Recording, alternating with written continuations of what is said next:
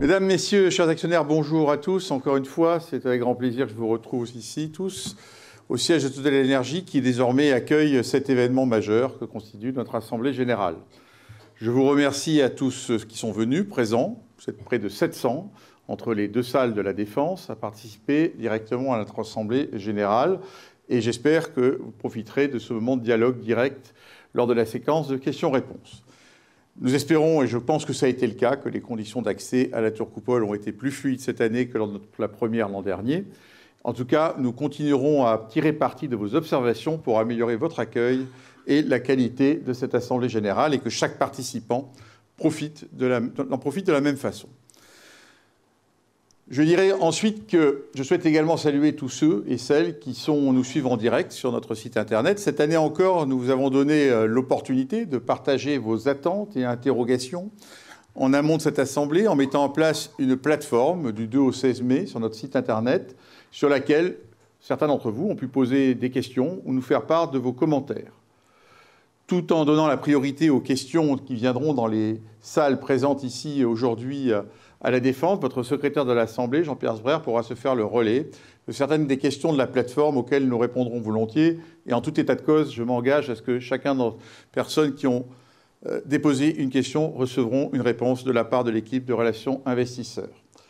Je voudrais également, à cette occasion, saluer les 1,8 million d'actionnaires individuels non salariés que nous avons pu dénombrer en Europe et en Amérique du Nord. Ils ont augmenté de façon significative de près de 220 000 nouveaux actionnaires individuels au cours de la dernière année, peut-être parce qu'on les compte mieux, et représentent en tout cas désormais 15,3% du capital de Total Énergie.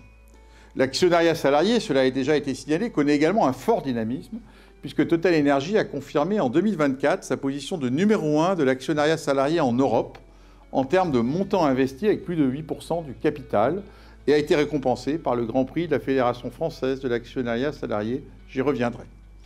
Au global, donc ensemble avec les salariés, c'est donc plus de 20% du capital de la compagnie qui est détenu par des personnes physiques. C'est un progrès tout à fait remarquable, car nous savons que cela est gage de stabilité pour notre entreprise. Et notre ambition est bien sûr de poursuivre le développement de l'actionnariat individuel pour atteindre, si possible, les 30%. L'année 2024 a été particulière pour Total Énergie, puisque nous y avons célébré notre centenaire. Cet accomplissement majeur dans l'histoire de l'entreprise n'est évidemment pas une fin en soi. Il nous rappelle cependant que Total Énergie s'est patiemment construite depuis 1924 et que cette longue histoire a forgé des valeurs communes qui réunissent nos équipes et nous guident au quotidien pour relever les défis et capturer les opportunités qui se présentent à nous. Ces valeurs, vous les connaissez. Ce sont la sécurité, le respect de l'autre, le goût de la performance, la force de la solidarité et l'esprit pionnier. Ce sont ces valeurs qui ont permis à Total Énergie de se construire avec succès au cours de son histoire. Et ce sont elles encore qui nous permettent aujourd'hui de répondre aux nouveaux défis auxquels votre entreprise doit faire face. Comme Jean-Pierre Sbraire et Aurélien Hamel l'ont rappelé, l'année 2024 a été également une année de succès, de progrès dans la mise en œuvre de la stratégie de votre compagnie et je pense que nous pouvons nous en réjouir. Je dirais que l'année 2025 est pour sa part dominée par le mot « incertitude », en particulier compte tenu des nouvelles politiques commerciales et géopolitiques que veut impulser l'administration américaine. Je note que le mot « souveraineté » revient en force dans la marche du monde avec ses déclinaisons dans le domaine économique, sécurité économique, sécurité énergétique, sécurité de défense. Nous devrons, bien sûr, prendre en compte cette nouvelle donne. Malgré cet environnement, je dirais, plus incertain, plus volatile aussi sur les marchés pétroliers, je tiens à réaffirmer aujourd'hui la pertinence, la cohérence de la stratégie de transition multi-énergie équilibrée dans laquelle nous nous sommes résolument engagés depuis 2020. Et je voudrais, encore une fois, m'arrêter sur ce point. Nous avons, chers actionnaires, chez Total Énergie, deux convictions profondes de long terme. La première est que l'électricité sera l'énergie de ce 21e siècle, car c'est l'énergie qui va nous permettre efficacement de décarboner notre vie, de réduire nos émissions de gaz à effet de serre, mais aussi de répondre aux besoins de confort, comme par exemple la climatisation des populations du Sud global. La seconde est que tant que nous n'aurons pas construit un système énergétique mondial décarboné qui soit fiable et abordable, à bon marché, nous devons continuer à investir dans les énergies traditionnelles, pétrole et gaz, afin d'apporter à nos clients l'énergie dont ils ont besoin chaque jour pour vivre et se développer. Si le pétrole a été la grande énergie du XXe siècle, le gaz et l'électricité décarbonés seront au cœur du système énergétique du XXIe siècle. Et c'est pourquoi, en cohérence avec cette vision, ces deux convictions, notre stratégie est ancrée sur deux piliers. D'une part, les hydrocarbures, et notamment le gaz naturel, tout en préservant nos positions dans le pétrole, et d'autre part, l'électricité, énergie au cœur de la transition énergétique. Concernant ce premier pilier, pétrole et gaz, il faut noter que même si leur croissance et la croissance de leur demande s'est désormais découplée de la croissance économique mondiale en étant plus faible, la demande de ces énergies, de ces hydrocarbures, continue d'augmenter, du fait notamment de la croissance de la population mondiale et des aspirations légitimes des populations des pays émergents à un meilleur niveau de vie. La demande d'hydrocarbures liquides au niveau mondial est ainsi passée de 100 millions de barils par jour en 2022 à 102 en 2023, 103 en 2024 et continue à croître en 2025, quoique plus faiblement comme dans les années à venir. Total Energy continue et continuera de répondre à cette demande, car c'est l'énergie d'aujourd'hui. Nous assumons donc pleinement notre ambition de hausse de production d'hydrocarbures de 3% en moyenne par an d'ici 2030, à commencer d'ailleurs dès cette année 2025, comme vous avez pu le voir au premier trimestre. Pour le pétrole, cela s'est matérialisé en 2024 par la mise en production de nouveaux projets pétroliers au Brésil, aux États-Unis, ainsi que par le lancement de projets majeurs comme Grande Borgou au Suriname, Caminho en Angola ou Sépia 2 et Atapu 2 au Brésil. Ces projets, en fait, nous permettent de lutter contre le déclin naturel des champs pétroliers, qui est, je vous le rappelle, de l'ordre de 4 à 5% par an dans notre industrie. Ils sont donc nécessaires pour répondre à la demande de nos clients, notamment, encore une fois, venant des pays du Sud global. Mais la croissance de notre production d'hydrocarbures sur la décennie viendra surtout et principalement du gaz naturel liquéfié, grâce au développement d'un portefeuille riche de projets aux États-Unis, au Qatar, en Oman, en Malaisie, au Mozambique et en Papouasie.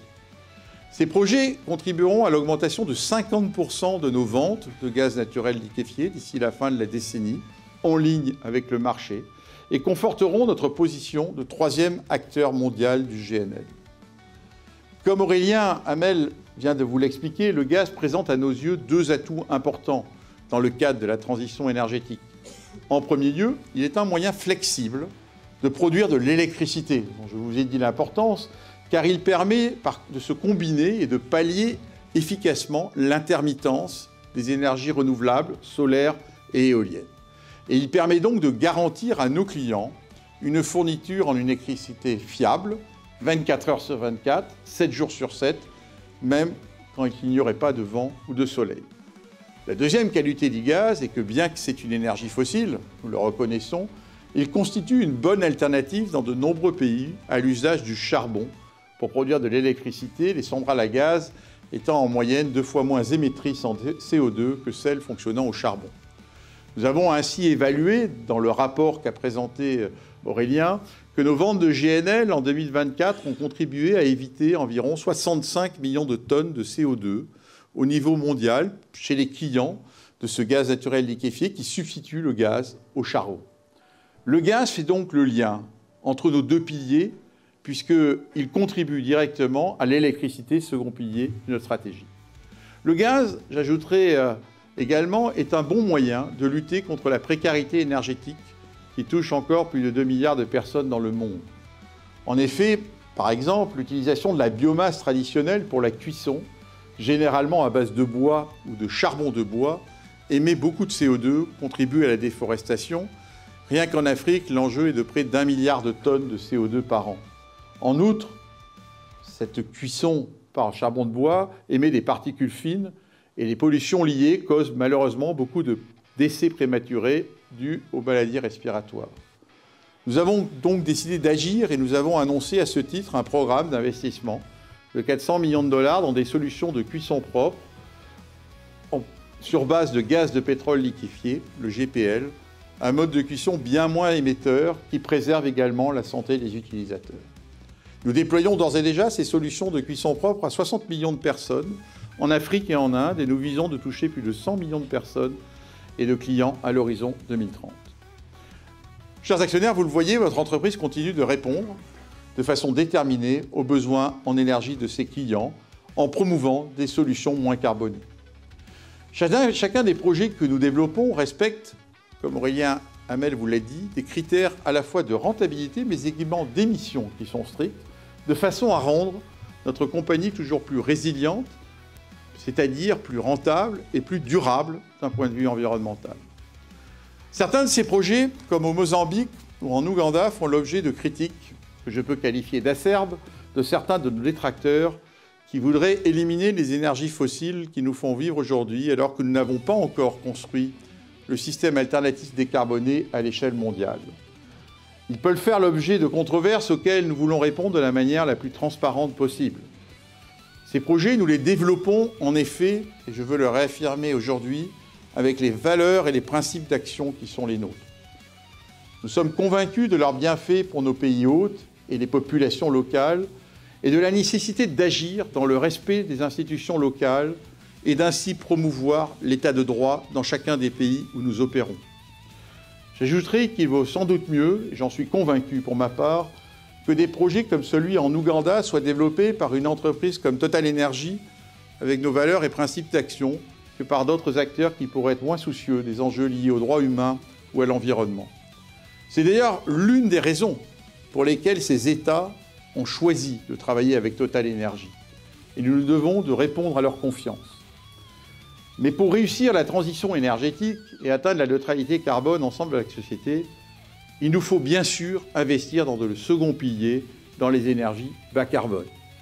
C'est l'objectif que nous nous sommes fixés en le développant et en un second pilier axé principalement sur la production et la vente d'électricité. Chers actionnaires, comme je sais que vous suivez notre secteur et notre entreprise, vous avez sans doute noté que certains de nos grands concurrents ont décidé de réduire leurs investissements dans la transition. TotalEnergies maintient le cap avec le soutien de son conseil d'administration, comme l'a rappelé Jacques Aschenbroich, et continue à investir de façon tout à fait conséquente pour faire en sorte que ce second pilier, l'électricité, représente 20% de nos ventes et production d'énergie à horizon 2030. Nous avons ainsi investi 4,8 milliards dans les énergies bas carbone en 2024 et nous comptons maintenir un niveau de plus de 4 milliards de dollars par an sur le reste de la décennie, dont environ 90% dans ce business Integrated Power d'électricité. Alors que nos ventes étaient quasiment absentes de nos productions et nos ventes, l'électricité était quasiment absente au début de la décennie, comme l'a montré un des dessins d'Aurélien Hamel, il a représenté 11% de nos ventes en 2024, 10% et représentera 10% de notre production d'hydrocarbures cette année en 2025. Après seulement 5 années d'investissement, notre production nette d'électricité devrait donc atteindre 50 TWh par an. Et si nous maintenons le même rythme de croissance sur les 5 prochaines années, nous arriverons à plus de 100 TWh, qui est notre objectif, et à 20% de nos énergies.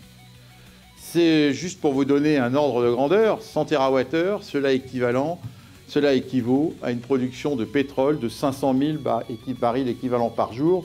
C'est donc vraiment, et je peux l'affirmer, la preuve que la transition énergétique chez TotalEnergies est bien en marche. Ce ne sont pas que des mots, c'est une réalité. Bien évidemment, cette croissance de notre business d'électricité ne peut être pérenne, et le Conseil y veille, comme l'a rappelé Jacques Aschenbroich, que si elle est rentable. Et ce fut, je peux le dire, bien le cas en 2024, puisque le segment Integrated Power a généré 2,6 milliards de dollars de cash flow. Alors bien sûr, on y investit plus de 4 milliards de dollars, seulement 4 ans après son lancement, et atteint 10% de rentabilité sur capitaux employés. Nous y avons l'ambition d'atteindre une rentabilité de 12% et un cash flow de l'ordre de 4 à 5 milliards de dollars à horizon 2030, ce qui est assez cohérent avec la feuille de route, et donc que ce secteur contribue à la croissance future de votre dividende. C'est pourquoi nous devons rester disciplinés dans le choix des projets que nous souhaitons développer, dans leur exécution dans ce secteur Integrated Power, comme dans le pétrole et dans le gaz. Nous privilégions certains marchés, et vous avez pu voir en 2024 comment nous avons investi largement sur le marché allemand par diverses, opérations d'acquisition, au Royaume-Uni également, en France, aux États-Unis, en Inde ou au Brésil. Pour ne citer que quelques réalisations récentes, effectivement, nous venons de réaliser en Allemagne l'acquisition du groupe VSB, développeur d'énergie renouvelable, notamment éolienne, ainsi que celle de Quillon Énergie dans le domaine des batteries et de Quadra dans le domaine du trading de l'électricité. Nous avons aussi réalisé en 2024 l'acquisition de centrales électriques à gaz aux États-Unis et au Royaume-Uni. Et en ce moment, je dirais avec l'émergence du marché des data centers, ces actifs prennent beaucoup de valeur. Au passage, vous avez pu le noter que fin mars 2025, nous avons atteint notre objectif avec 3 mois de retard de 28 gigawatts de capacité brute d'énergie renouvelable, éolienne et solaire. Et nous sommes en route pour atteindre les 35 gigawatts à fin 2025. Ces acquisitions nous permettent de construire un modèle dont la force et la rentabilité résident dans l'intégration, et c'est le mot-clé, d'actifs renouvelables, d'actifs flexibles et d'actifs de stockage, pour pouvoir proposer à nos clients une offre d'électricité bas carbone, disponible 24 heures sur 24 et 7 jours sur 7. Nous bénéficions, je viens de le dire, de la forte croissance de la demande d'électricité dans les data centers nécessaires au développement du digital et de l'intelligence artificielle, et nous comptons contribuer à ce marché. Ainsi, la transition, et ça me paraît important pour vous tous actionnaires, la transition de notre modèle vers plus d'électricité ne se fait pas au détriment de la rentabilité. Pour la 3e année consécutive, TotalEnergies a été en 2024 la major, parmi nos 5 majors, la compagnie la plus rentable, avec un retour sur capitaux employés proche de 15%, démontrant ainsi la solidité financière de notre modèle économique. Cette performance n'est pas le fruit du hasard, elle résulte de la transformation de votre entreprise depuis 2015, des investissements ambitieux et des efforts réalisés par l'ensemble des 100 000, en fait, ils sont plutôt 105 000 collaborateurs de la compagnie qui ont été en 2024, lors de l'enquête mondiale que nous réalisons tous les 2 ans, 90% d'entre eux ont signifié leur fierté de travailler pour TotalEnergies. Et ça, je dirais que c'est le résultat dont je suis probablement le plus fier. Et je souhaite les en remercier aujourd'hui. Comme Jean-Pierre Sbraire vous l'a rappelé, avec un ratio d'endettement faible, un point mort avant dividende à moins de 25 $ du baril, 12 années de réserves prouvées, un taux de remplacement de 157% en 2024, nous abordons les prochaines années avec confiance et une bonne visibilité. Je souligne que nos coûts de production à moins de 5 $ du baril sont les plus bas parmi nos pairs. Notre stratégie de produire à bas coût, alliée à la discipline sur nos investissements, va nous permettre de résister quand les cours du pétrole baissent, comme c'est le cas actuellement, et ainsi d'assurer la résilience de notre compagnie en fonction de l'évolution de la demande, tout en contribuant tout à fait directement à la résilience de votre dividende. La taille et la diversification géographique de notre portefeuille sont autant d'atouts qui nous permettent de rester agiles dans le contexte géopolitique actuel. Notre présence mondiale nous permet ainsi d'arbitrer entre les différentes opportunités qui s'offrent à nous et de réorienter efficacement les investissements lorsque cela s'avère nécessaire, comme nous avons su le faire depuis 2022 et le conflit russo-ukrainien. Chers actionnaires, notre portefeuille est non seulement en croissance, rentable, résilient, il est également adapté aux enjeux climatiques auxquels nous faisons face. Car, comme vous le savez, votre compagnie est résolument engagée dans une stratégie ambitieuse de transition, conciliant croissance rentable et développement durable. Malgré ce contexte d'incertitude que je viens de décrire, je vous réaffirme aujourd'hui que votre compagnie, ses collaborateurs, son conseil d'administration sont résolument engagés dans cette transition que nous avons choisie. Nous maintenons et nous maintiendrons le cap, nous en sommes fiers avec l'ensemble des collaborateurs, car l'énergie, c'est le temps long, et le danger serait de changer notre stratégie en fonction des aléas du moment. Les efforts accomplis par nos équipes en termes de réduction des émissions que vous a présenté Aurélien Hamel portent leurs fruits et nous ont même permis de renforcer nos objectifs pour cette année. Je ne vais pas revenir d'ailleurs sur tous les progrès en termes de bilan climat, puisqu'ils vous ont été présentés il y a quelques minutes, mais encore une fois, je tiens à saluer l'engagement de l'ensemble des équipes pour améliorer notre performance environnementale et sociale et la porter au même niveau que notre performance financière. C'est cela l'esprit de la fameuse CSRD. Nous allons avoir, comme votre conseil vous l'a proposé, l'occasion tout à l'heure d'échanger sur cette politique climat lors du point qui débutera après mon intervention. Mesdames et messieurs les actionnaires, comme je viens de vous le dire, nous démontrons qu'il est possible d'être une compagnie en croissance, rentable, contribuer à la transition énergétique, baisser nos émissions, investir dans les énergies de demain, mais aussi partager la valeur créée de manière juste et responsable avec l'ensemble de nos parties prenantes, nos salariés, nos clients, nos États hôtes et vous, chers actionnaires. Et je voudrais maintenant aborder cette question du partage de notre valeur ajoutée. En 2024, nous sommes dans tous les pays du monde, nous avons créé de la valeur partout où nous travaillons et cette valeur ajoutée a représenté un montant de 65 milliards de dollars. Alors en premier lieu, nous partageons cette valeur avec les États, puisque nous nous acquittons de notre part d'impôts dans tous les pays où nous avons des activités, où nous faisons des profits. Et nous avons payé en 2024 22 milliards de dollars, ce qui n'est pas rien, et qui représente un taux moyen d'imposition de plus de 40%, en légère hausse par rapport à 2023. En France, nous avons payé plus de 2 milliards d'euros d'impôts, taxes, cotisations sociales patronales sur les salaires de nos 35 000 collaborateurs français. Je pense que c'est une contribution significative au budget du pays. Ensuite, nous partageons évidemment nos profits avec nos collaborateurs, parce que ce sont eux, les collaborateurs, qui sont au cœur de la performance de votre entreprise. Ce sont eux qui œuvrent au quotidien pour la créer, cette valeur. Et nous avons à cœur de les associer à nos résultats. Pour leur avons versé des salaires qui représentent 9,5 milliards de dollars. Et par exemple, en France, nos collègues du socle social commun, qui sont 14 000, ont bénéficié en 2025 d'un intéressement en participation de plus de 10 000 euros en moyenne par salarié au titre des résultats de l'exercice 2024. Je pense que c'est un des plus hauts chiffres qui est distribué dans le pays. Comme j'ai déjà eu l'occasion de le dire ici même, votre compagnie est aussi surtout très attachée au développement de l'actionnariat salarié, car c'est lui qui permet non seulement d'associer de façon étroite nos collaborateurs à la performance de l'entreprise, de renforcer leur sentiment d'appartenance, mais aussi d'aligner leurs intérêts avec les vôtres, actionnaires de la compagnie. C'est pour ça que nous avons mis en place depuis plusieurs années une politique volontariste, avec pour ambition d'atteindre à terme 10% de la compagnie détenue par ses collaborateurs. Cette politique s'appuie sur des opérations annuelles, chaque année, d'augmentation de capital qui leur est réservée, et auxquelles nos collaborateurs participent massivement, et je dirais même de plus en plus. Il se trouve que nous avons eu les résultats hier de la dernière opération, et qu'ils ont investi cette année encore 450 millions d'euros dans l'entreprise, alors que les marchés boursiers sont plutôt chahutés, et c'est pas loin du record de l'an dernier à 480 millions d'euros, et c'est 100 millions d'euros de plus en 2021, 2022 et 2023. C'est la preuve que nos collaborateurs ont une confiance forte dans leur entreprise, y compris dans la durée, puisque ces actions sont bloquées pendant 5 ans. Cette politique d'actionnariat salarié s'appuie aussi sur un plan annuel d'attribution d'actions de performance que nous veillons à faire croître, qui est aussi dynamique, puisqu'en 2025, ce sont plus de 13 000 salariés qui en ont reçu, ils étaient 12 000 en 2023.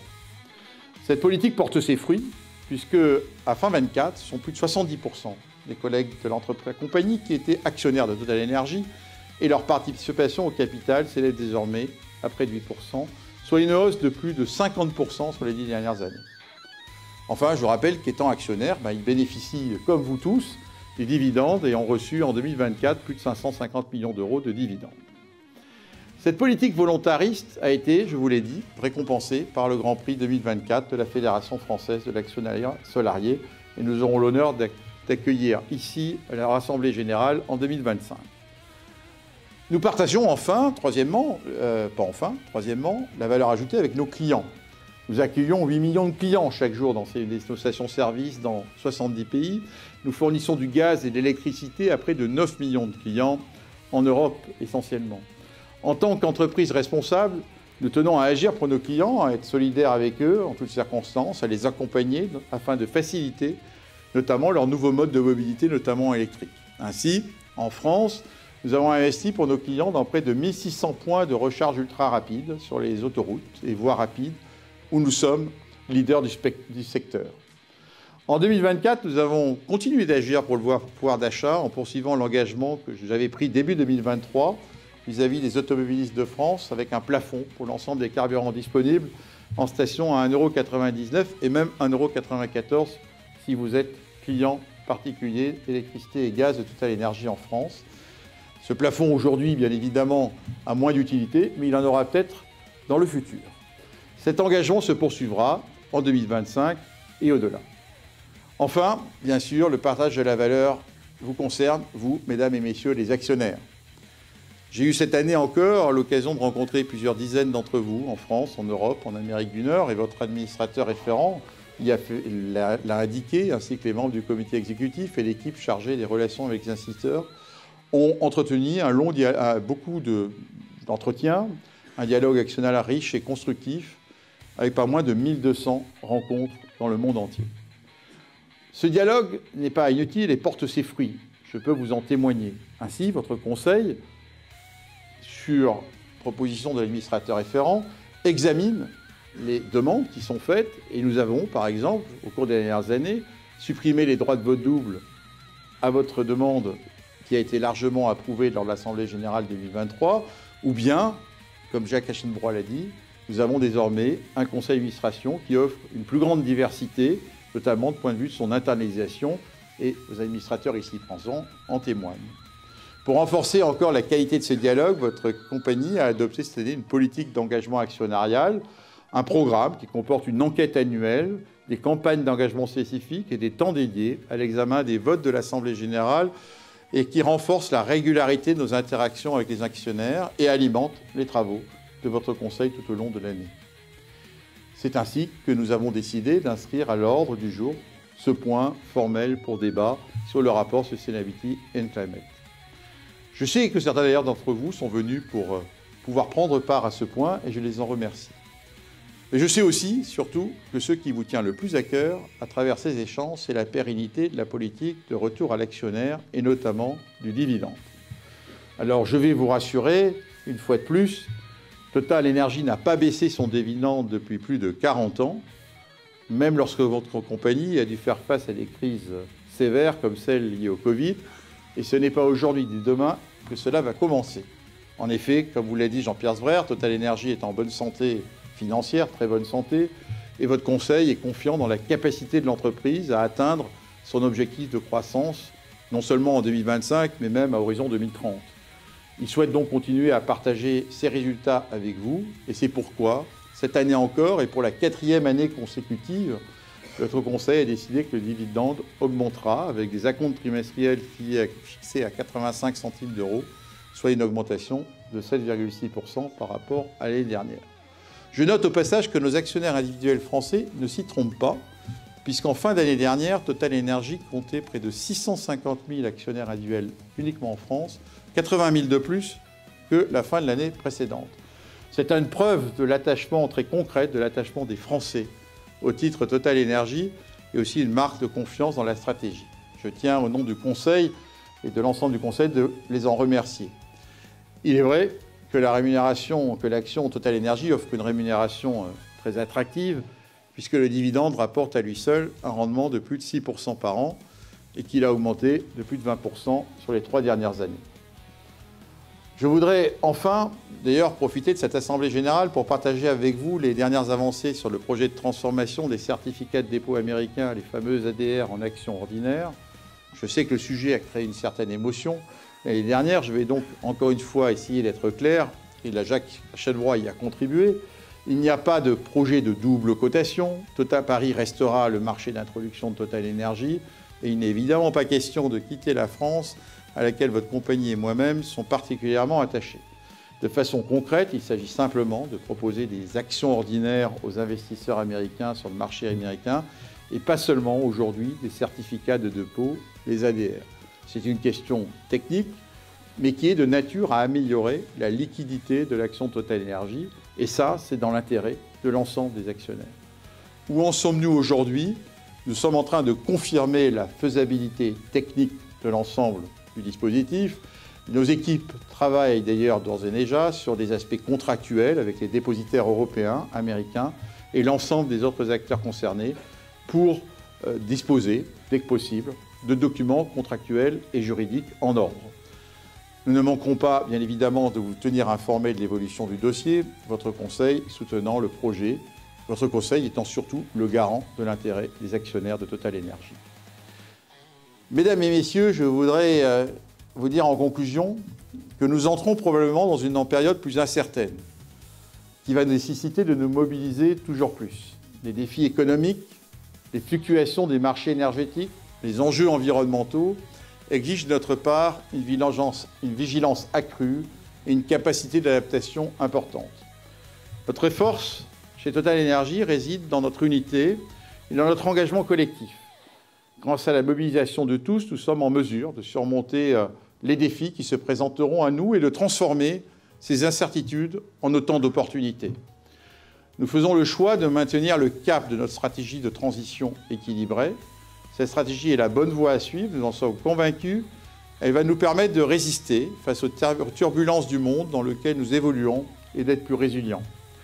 Nous l'assumons, nous la revendiquons en toute transparence, c'est plus d'énergie, moins d'émissions, plus de valeur pour le bénéfice de tous, de nos salariés, de nos clients et pour le vôtre, actionnaires. En ces temps d'incertitude, le soutien à nos actionnaires est un gage de confiance, mais également un moteur de notre détermination. Je compte donc sur votre soutien afin de faire perdurer l'esprit des 100 ans, les valeurs qui ont façonné notre belle entreprise depuis maintenant plus d'un siècle. Merci pour votre confiance. Je vous remercie de votre attention.